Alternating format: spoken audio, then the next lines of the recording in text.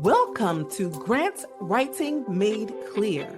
The truth is, the grant writing process isn't always clear, but with the right guidance, proven actionable strategies, and expert insights, the process becomes easier, simpler, and yes, clearer. I am Dr. Trinette, your host of Grant Writing Made Clear, and a former nonprofit president turned distinguished professor and behavioral scientist with 2 decades of grant writing experience. I remember what it was like to be a busy nonprofit leader with little time but big financial sustainability concerns. Over the years, I have transformed my skills from securing $1,000 foundation grants to winning multi-million-dollar federal grants. I created this podcast in response to the grant writing coaching requests I've received from nonprofit leaders, entrepreneurs, and professors over the years. Join me each week as I reveal insider strategies and share key lessons that turn wishful thinking into winning applications. Pull up a seat and get ready to be inspired, empowered, and transformed. Whether you're a beginner or a pro looking to sharpen your skills and create a life you love, you're in the right place, my friend. Let's get started. Welcome to Grant Writing Made Clear. I am your host, Dr. Trinette. And as we approach the finale of our inaugural season, I want to express my profound gratitude to each of you who will join me on this journey. We have talked about grant writing quite a bit this season. Along the way, we've been very privileged to learn from trailblazers like Dean Gary Cutterback, who studies mental health, Dr. Rachel Good, who studies obesity, Dr. Wayne Massa, who studies HIV, all of whom are NIH-funded researchers. And we've had the opportunity to also hear from experts in self-care and most recently in leadership. As I prepare to step away for a sabbatical in July and August, I want to leave you with 4 powerful episodes that address what I have observed lies at the core of what holds many brilliant minds back, not just in grant writing, but in the pursuit of highest accomplishments, our highest work, whatever that work is. Today, we begin with what might be the most underestimated force in your professional toolbox. So again, I want to talk about some of the things that I've noticed over the years that seems to hold people back. And again, this is not just grant writing, it's not just writing, it's not just meant for the professor, it's meant for everyone, the nonprofit leader, the for-profit business owner, the doc student, the administrator. This is for everyone. When I look around and I think about what I've experienced over the years, one of the main things that hold people back is consistency, not just in our professional lives, but also in our personal lives. Consistency. So today I want to talk about consistency. The next few weeks, I'll talk about other things that I've noticed that seems to hold people back. But today we're starting with consistency. So here's the thing about consistency. It will not earn you an immediate applause, right? Like no one's going to immediately clap for you because you were consistent for 2 days. Still, it is a key ingredient in turning our dreams into realities. Let's consider the Colorado River. For millions of years, the seemingly modest flow of water has carved the Grand Canyon, one of Earth's most magnificent monuments, experiences, and it has done it not through dramatic force, but through relentless consistency, through persistence. The river did not question whether or not any particular day's impact was significant enough. It simply continued. And eventually that consistency transformed solid rock into the breathtaking Grand Canyon that we know today. So again, the river simply did what it does, and it created something magnificent. Who would think that a river could create the Grand Canyon? Who would think that it had that power, that potential? But it did. And I want you to know that your consistency has the same power. Your consistency has the same potential to do things that you cannot even imagine, to do things that you may not believe possible. It has the potential. And I believe that's part of the reason why it is hard to maintain consistency, because it is powerful. It has the potential impact to be powerful beyond our imagination. In our work every day, whether that is crafting grant proposals that could reshape healthcare delivery, as an example, whether that is advancing knowledge that challenges paradigms, or maybe it is reclaiming time for the relationships that sustain us. Consistency is the bridge between intention and impact. And I always talk about this disconnect between knowledge and behavior, this disconnect between intention and impact. And I talk about it because my work focuses on substance use prevention. And there are things that we know people know, they know it, but they do the opposite. I think about it even in my daily life. I know I shouldn't have too many carbs, but sometimes I do the opposite, right?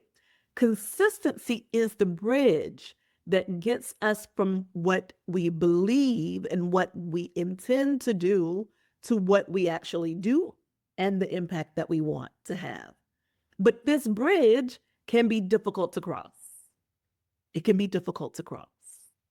And I think that there are a few different reasons that explain the reason the bridge from intention to impact, from knowledge to behavior, is difficult to cross. One relates to our brain instinctively retreating from projects whose magnitude triggers our threat response, right?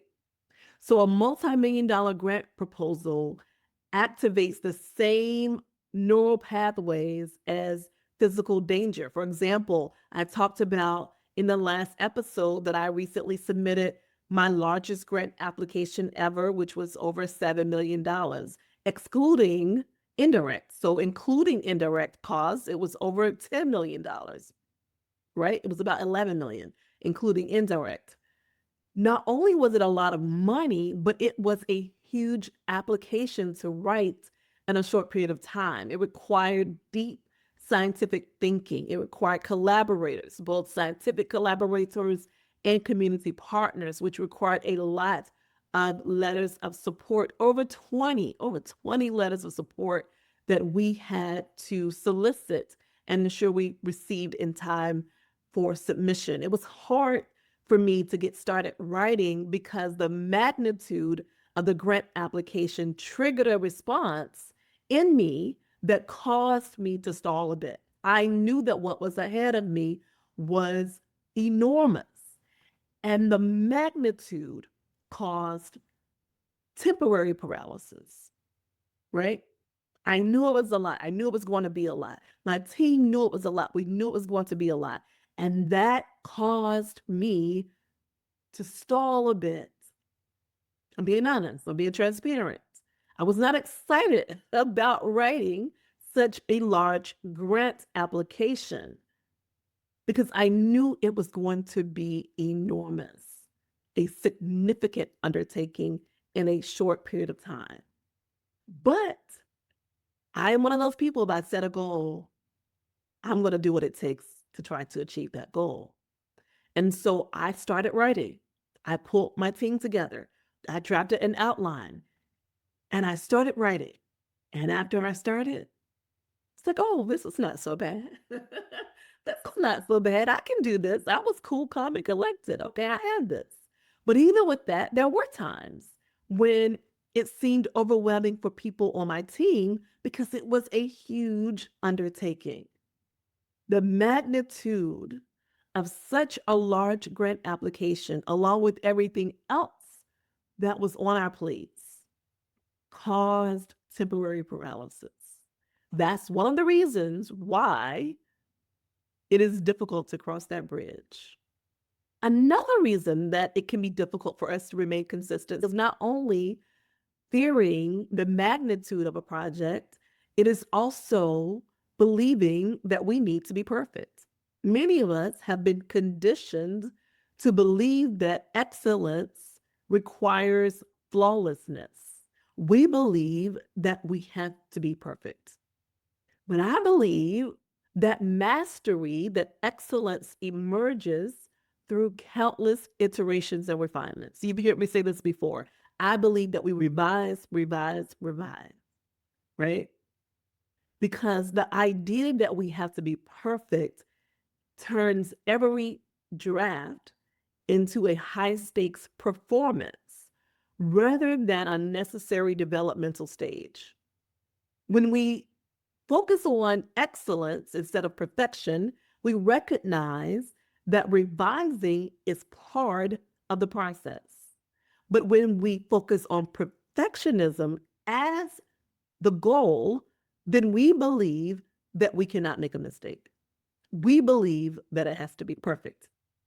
I teach my mentees that revising is a necessary developmental grant writing step. So we go into the process knowing that we will revise our application several times before we submit it. And I encourage you to go in knowing that even when you submit your grant application, it will not be perfect. And so perfectionism is one of the things that keeps us from being consistent. And a third reason that we have difficulty being consistent is that we are trying to build new habits, better habits, in environments that are set up for our old routines. It's like trying to eat healthy when your pantry is full of snacks, right? So you're trying to eat clean, but your pantry is full of Kit Kats, Snickers, Reese's, Doritos, Cheese Puffs, all the things. We know that, right? We don't do that. We don't do that. We don't bring it in the pantry because if we bring it in the pantry, we're probably going to indulge. And so it's the same kind of thing. It's like trying to focus, trying to write, but your phone keeps buzzing because your notifications are on. And so you hear someone liking your post. And I think that the environment is one of the reasons many of us cannot be consistent. Consistent in our writing, consistent in our business goals, consistent in our health goals. It's because our environment is not conducive for our goals. And so what can we do? Maybe it means putting our phones on silent or in another room while we're working. Maybe it means clearing our workspaces the night before so it's ready for us in the morning. Or maybe it means creating a focus zone with music, lighting, or even your favorite drink that signals to you that this is my time to make progress. Small shifts in your environment can make a big difference in what you accomplish. So here are a few strategies for cultivating consistency. First, I want you to give yourself permission to proceed with small steps. We are all super busy, and it can be difficult to find time to sit and write. Trust me, I know. But small steps help. Even 12 minutes of focused writing can maintain psychological engagement with your project. So the next time motivation wanes, and it sometimes does, as we know, I want you to ask yourself, what's a small but meaningful action I can take right now? And then I want you to do exactly that, knowing that these small steps help to maintain crucial momentum. Don't forget the Colorado River's impact with consistency. Small steps are okay. I mean, again, I'm thinking about exercise. We know sometimes we think, oh, we have to work out for an hour, but there's science that suggests even 20 minutes is quite good, right? So think about it as, what can I get done today? Yes, I am super busy teaching, doing administrative work, but what can I do today towards this one particular goal that is important to me, but is often on the back burner?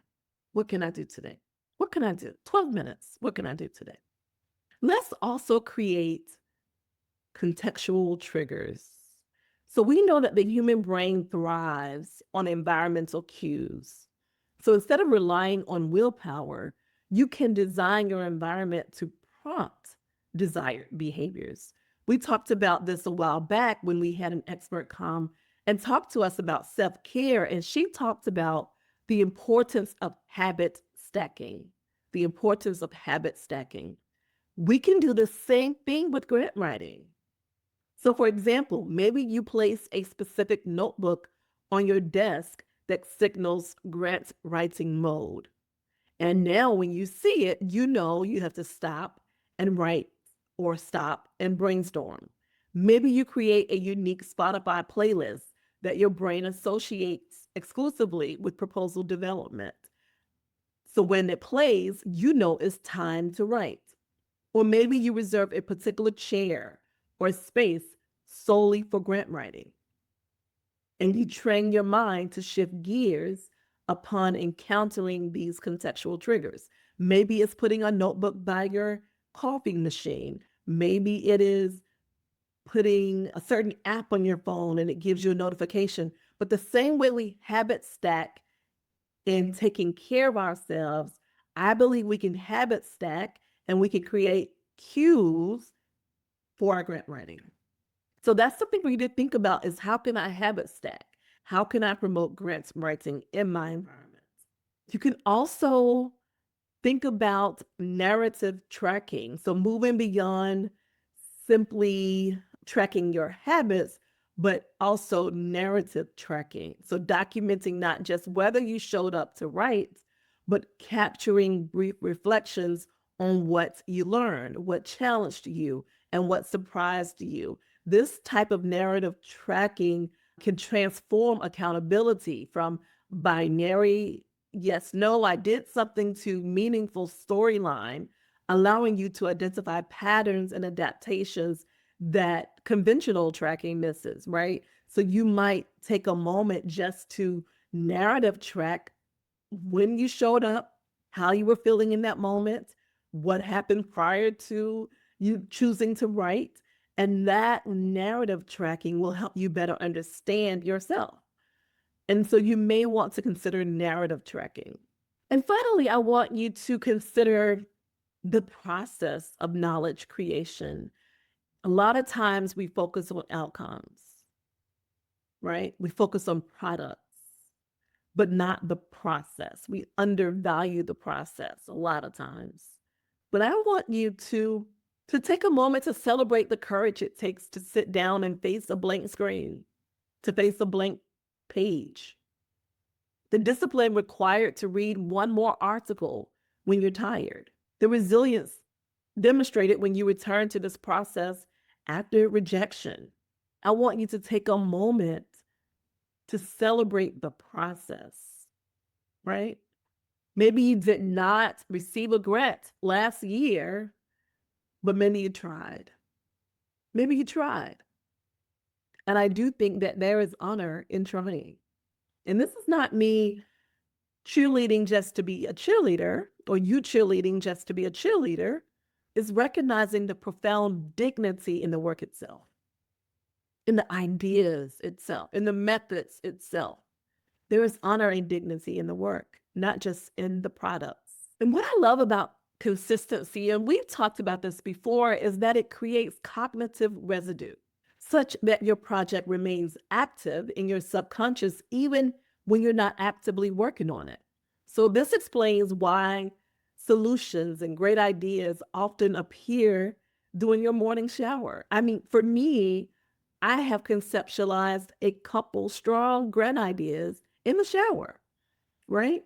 Or maybe you think of great ideas or solutions when you're walking in nature. Have you had that happen, or is it just me? I think you've had that happen too, right? Yeah.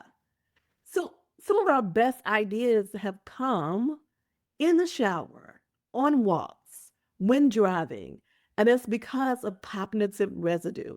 By consistently engaging with your work, you are essentially programming your brain to continue problem solving beneath your conscious.